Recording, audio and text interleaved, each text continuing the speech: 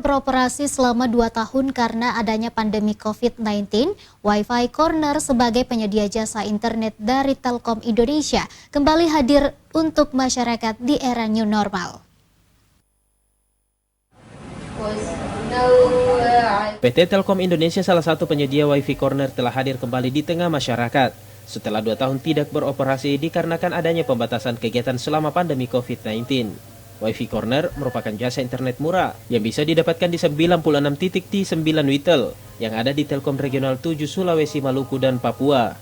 OSM Consumer Marketing Telkom Regional 7 Deki Faskuri Sukamto mengatakan, Wi-Fi Corner hadir dengan tema Wiko New Normal, di mana mendukung kelancaran aktivitas dengan kecepatan 100 Mbps.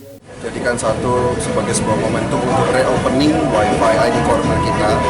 Ini acara serentak dilakukan di 9 Witel, semua berlokasi di titik Wi-Fi ID Corner kami. Semua Witel juga mengundang masyarakat sekitar, dalam hal ini adalah adik-adik yatim piatu dari panti asuhan di masyarakat sekitar di kota setempat.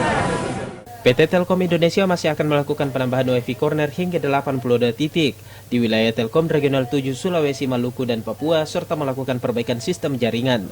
Rusmawan Dirara, Celebes TV.